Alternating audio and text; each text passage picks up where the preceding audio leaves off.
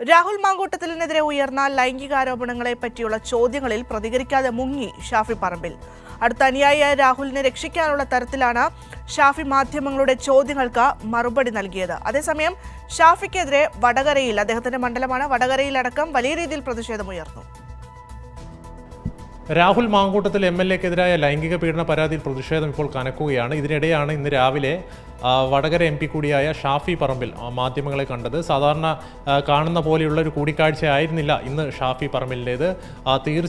തീർത്തും ക്ഷുഭിതനായിക്കൊണ്ടാണ് അദ്ദേഹം ഇന്ന് മാധ്യമങ്ങളോട് പെരുമാറിയത്. ഷാഫി പറമ്പിലിൻ്റെ മനസാക്ഷിപ്പ് സൂക്ഷിപ്പുകാരനായാണ് ഈ രാഹുൽ മാങ്കൂട്ടത്തെ വിശേഷിപ്പിക്കുന്നത്.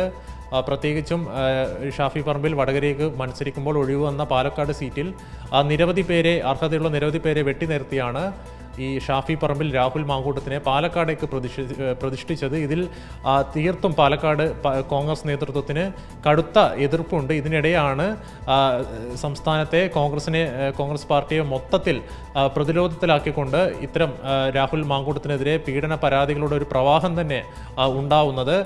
ഇന്ന് ഷാഫി പറമ്പിൽ മാധ്യമങ്ങളെ കണ്ടു. പ്രധാനമായും അദ്ദേഹം എടുത്തു പറഞ്ഞത് താൻ എങ്ങോട്ടും ഒളിച്ചോടിയിട്ടില്ല.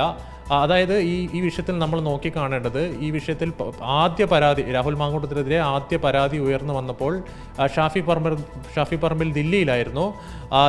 മണിക്കൂറുകളോളം ദില്ലിയിലെ മാധ്യമപ്രവർത്തകർ ഷാഫിയുടെ പ്രതികരണം ലഭിക്കാൻ വേണ്ടി അദ്ദേഹത്തിൻ്റെ വസതിയിൽ മുമ്പിൽ കാത്തുനിന്നു. പക്ഷേ അദ്ദേഹം അവിടെ നിന്ന് മുങ്ങുകയായിരുന്നു. ബീഹാറിലേക്കാണ് പോയത്. ഇന്ന് രാവിലെയാണ് അദ്ദേഹം തിരിച്ച് എത്തിയത്. ഞാൻ ഒളിച്ചോടി, മുങ്ങി എന്നൊക്കെ ചില ടൈറ്റിലുകളും ചില സോഷ്യൽ മീഡിയ പോസ്റ്റുകളിൽ ചില കാർഡുകളൊക്കെ കാണാനിടയായി. പ്രത്യേകിച്ച് ചില വാർത്തകൾ പറഞ്ഞത് ബീഹാറിലേക്ക് മുങ്ങി എന്നുള്ളതാണ്. ബീഹാറിൽ നടക്കുന്നൊരു എക്സസൈസിൻ്റെ ഗൗരവം എന്താണെന്ന് ഒട്ടും അറിയാത്ത ആളുകളല്ല കേരളത്തിലെ മാധ്യമ പ്രവർത്തകർ. അവിടെ ഒരു MP എന്നുള്ള നിലയിലും പാർട്ടിയുടെ ഒരു ചെറിയ പ്രവർത്തകൻ എന്നുള്ള നിലയിലും ഒരു ഉത്തരവാദിത്തപ്പെട്ട സ്ഥാനത്തിരിക്കുന്ന ഒരാളെന്ന നിലയിലും ആ സമരത്തിൻ്റെ ആ യാത്രയുടെ ഭാഗമാവുക എന്നുള്ളത് ഞങ്ങളുടെയൊക്കെ റെസ്പോൺസിബിലിറ്റിയാണ്. പ്രധാനമായും ഇന്ന് ഷാഫി പറമ്പിൽ പറഞ്ഞ മറ്റൊരു കാര്യമുണ്ട്. അതായത് ആരോപണം ഉയർന്ന ഉടനെ തന്നെ യൂത്ത് കോൺഗ്രസ് നേതൃപദവി രാഹുൽ മാങ്കൂട്ടത്തിൽ രാജിവെച്ചു.